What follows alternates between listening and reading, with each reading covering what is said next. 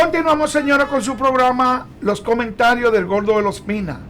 En esta tarde tenemos un excelente médico cirujano general, el doctor José William Morales. Buenas tardes, doctor. Para nosotros es un honor tenerlo aquí. Y vamos de una vez a entrar como la conga, doctor. Buenas tardes. Doctor, en primer lugar, ¿cuál es, la insuficiencia venosa? ¿Cuál es la causa? ¿Cuál es el problema? ¿Por qué surge esto, doctor? ¿O en qué consiste esto? Insuficiencia venosa. Porque muchas veces hay lenguaje que la persona común no lo entiende. Ciertamente es la forma en que la mayoría de las personas sufren el tema de la circulación. Es decir, cuando van al médico, doctor, yo sufro de la circulación. Sí. Ciertamente, la insuficiencia venosa tiene una prevalencia, la prevalencia es la frecuencia en un porcentaje de la población. Y estamos hablando de más del 50%. De tal manera que en la consulta acuden tantísimos pacientes con esta dolencia. A nivel mundial representa una causa de ausentismo para trabajo y también una causa de gastos a nivel de hospitales y de servicios públicos. La insuficiencia venosa, digamos, es más frecuente que la otra versión de la enfermedad circulatoria, vuelvo a poner como decir entre comillas, porque la otra versión es la enfermedad arterial periférica, que es más peligrosa y por suerte es mucho menos frecuente que la enfermedad venosa, que es otra forma, en una evolución más avanzada, de llamar a las varices. Las varices son una forma avanzada de la insuficiencia venosa. Doctor, ¿qué produce la insuficiencia venosa? ¿Por qué se produce esto? ¿Tiene que ver acaso la obesidad, el tipo de trabajo que la persona realiza, la comida, algún ingrediente que lleva la comida, para nosotros poder educar a ese pueblo que muchas veces hace la cosa inconscientemente? Es así. Se llaman factores de riesgo aquellos factores que inducen a una aparición de la enfermedad y a una evolución, digamos, más exacerbada. El ser humano es posiblemente uno de los pocos seres vivos que camina en dos patas, de pie. Y como es entendible para cualquier persona, no hay que ser médico para saber que el corazón es una máquina maravillosa que bombea la sangre a todas las partes del cuerpo. Y en el caso de las piernas, el bombeo sanguíneo y el efecto de la gravedad facilitan que la sangre llegue a las piernas porque va de bajada. El otro efecto contrario es el de la gravedad, pues cuando la sangre quiere retornar desde las piernas al corazón, pues entonces se encuentra con la fuerza de la gravedad y hay un gradiente de presión que dificulta ese retorno, por así decirlo.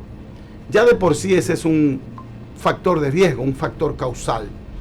Luego están los factores de riesgo que comprimen las venas en su camino desde los pies hasta el corazón.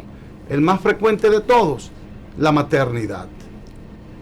Todo lo que aumente la presión dentro del abdomen, vamos a decir de la barriga, para hablar en términos llanos, va a contribuir a que aparezca la enfermedad venosa. Ropas apretadas, sí, sobrepeso y por supuesto los factores ocupacionales como aquellas personas que laboran de pie. Hablamos de estilistas, peluqueros, guardias, seguridad e incluso las mujeres que dentro y fuera de la casa acometen tareas de pie. Choferes, Sí, piloto de avión, puede ser. sí, permanecer mucho tiempo de pie por igual, con las piernas, digamos, dobladas en 2 puntos, en las rodillas, en la cadera, y por igual inmóviles, hace que el retorno venoso se dificulte. Doctor,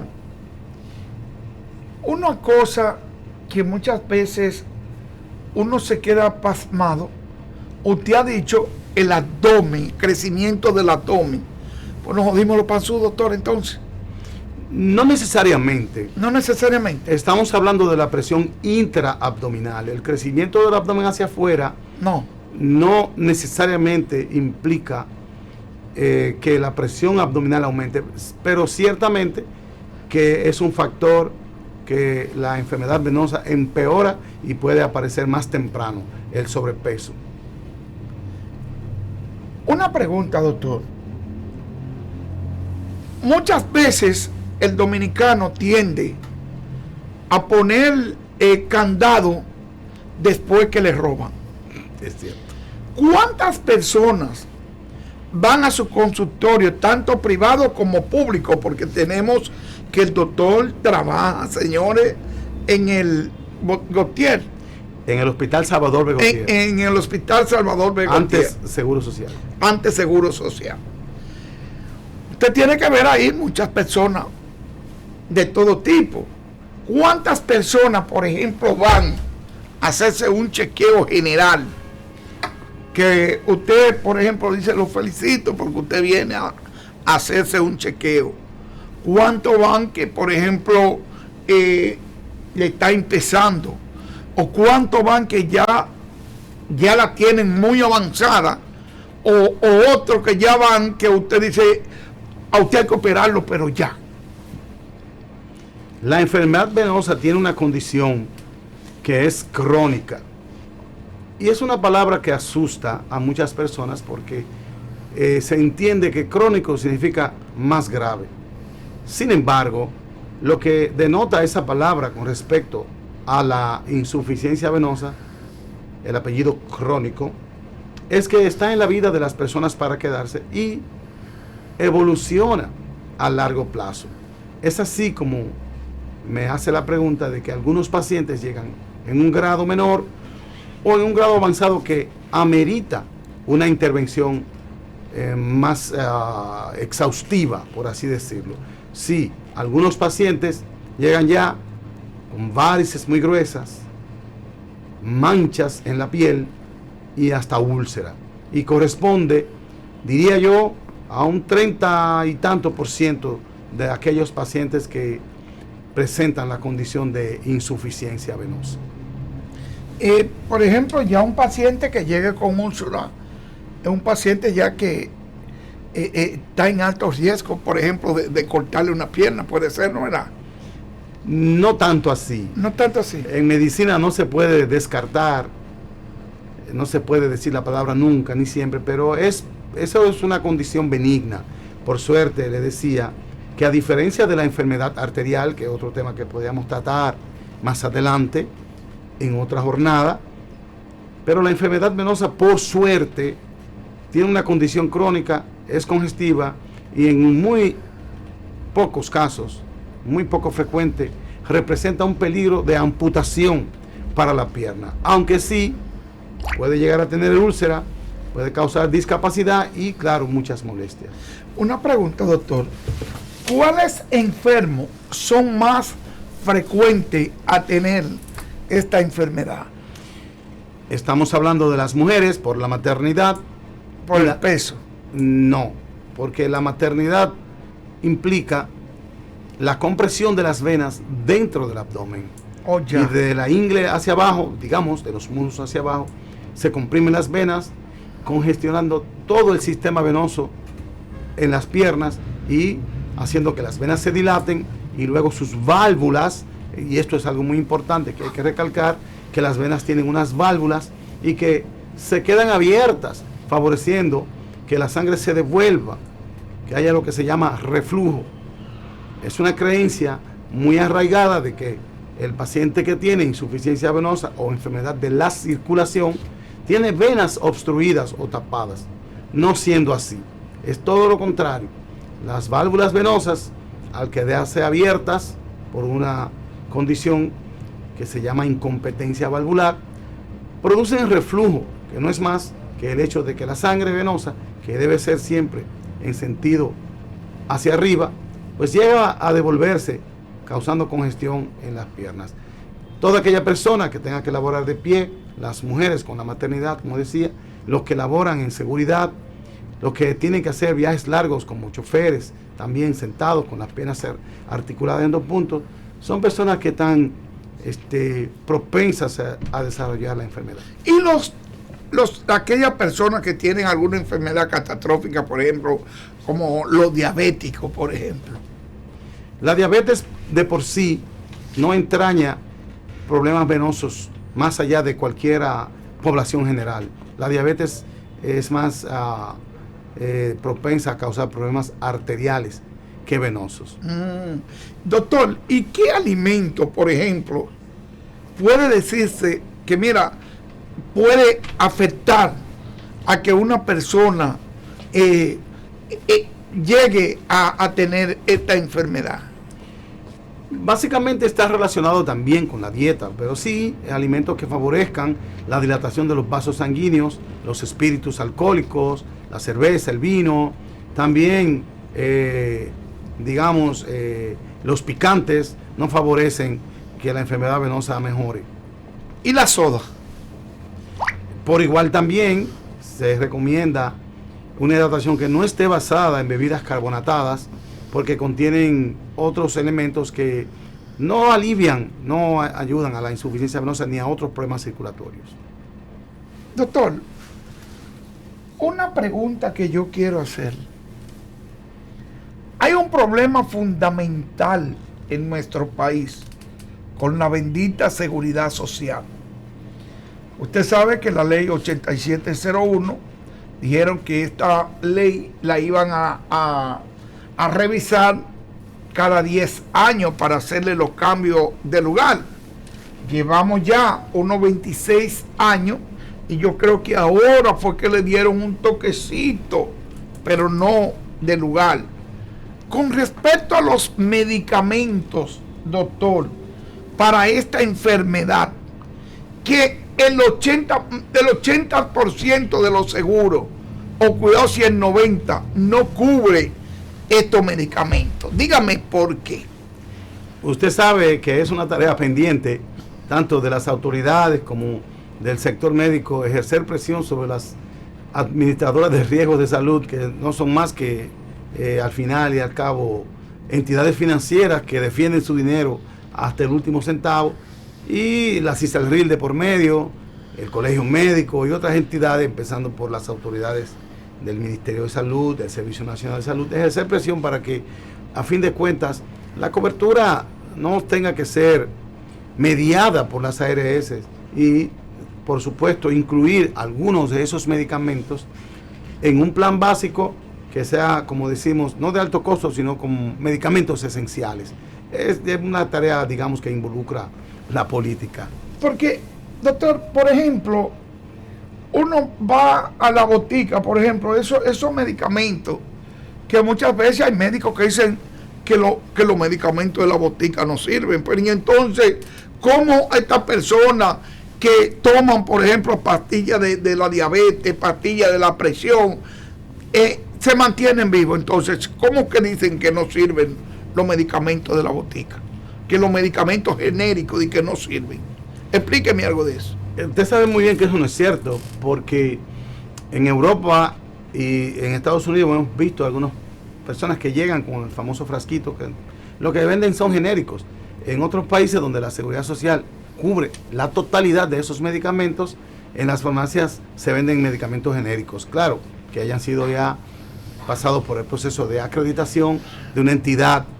En Estados Unidos se usa la FDA, en Europa la EMA, que es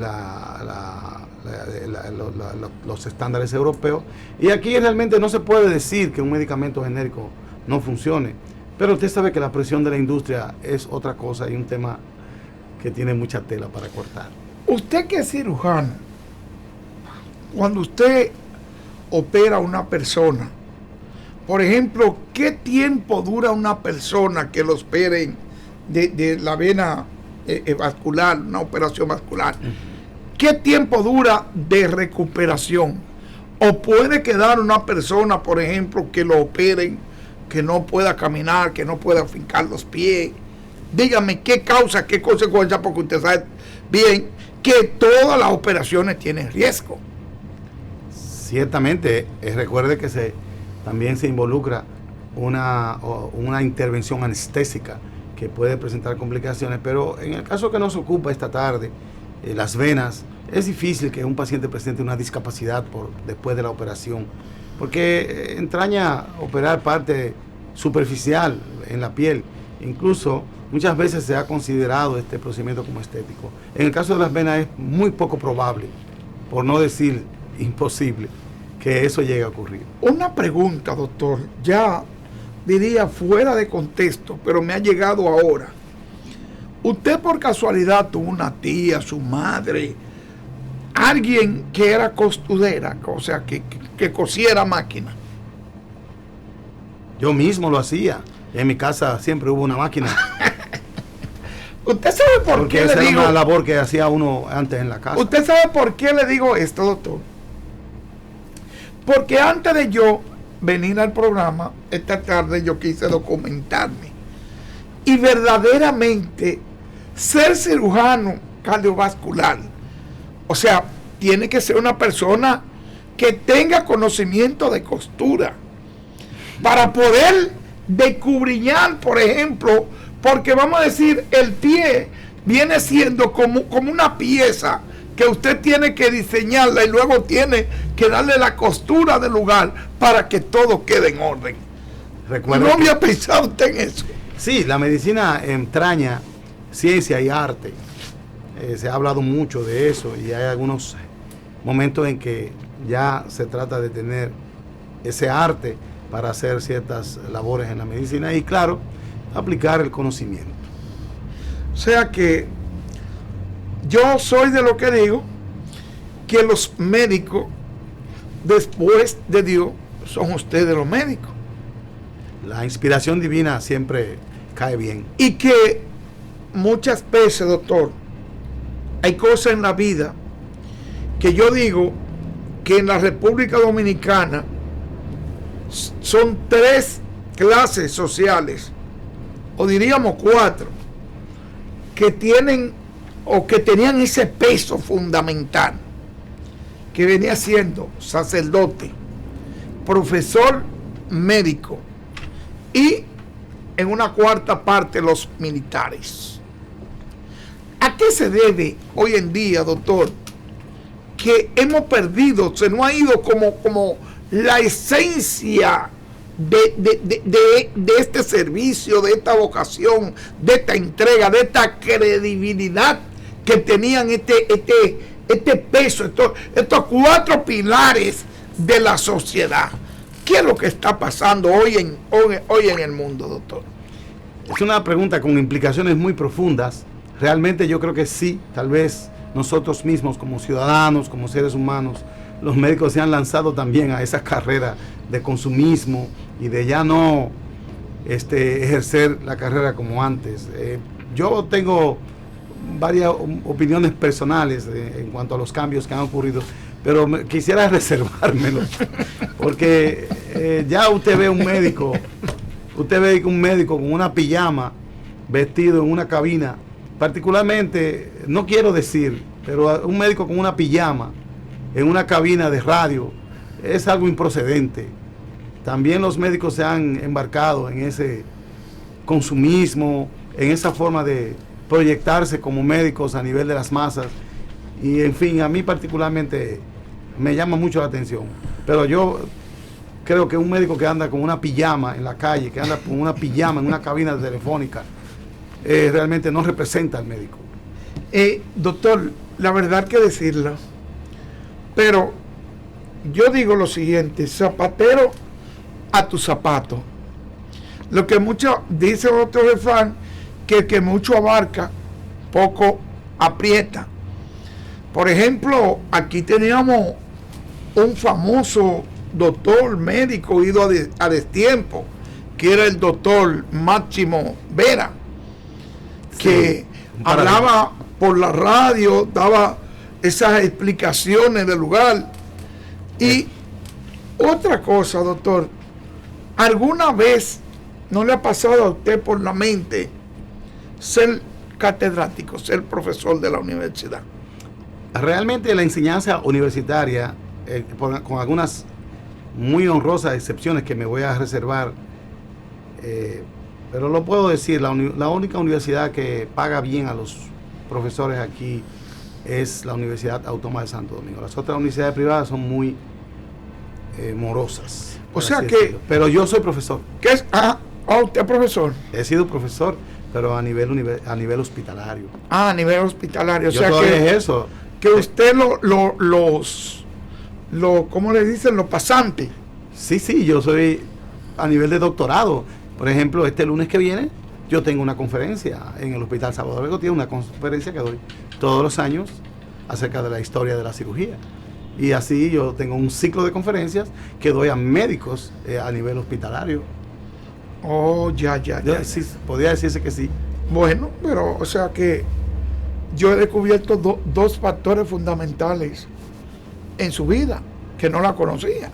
O sea, me refiero en cuanto a la cirugía, cuando le di ahorita si tenía conocimiento de sastrería. ¿Cómo se llega a la vocación? Claro, y ahora con lo de la el profesorado. ¿Por qué? Porque como explica la cosa, como da con lujo de detalle, es aquel que no aprenda porque está muy tapado, diríamos. Muchas gracias. Doctor, usted sabe que el tiempo en televisión, uno siempre tiene su compromiso publicitario. Nos vamos a ir a una breve publicidad y regresamos en breve.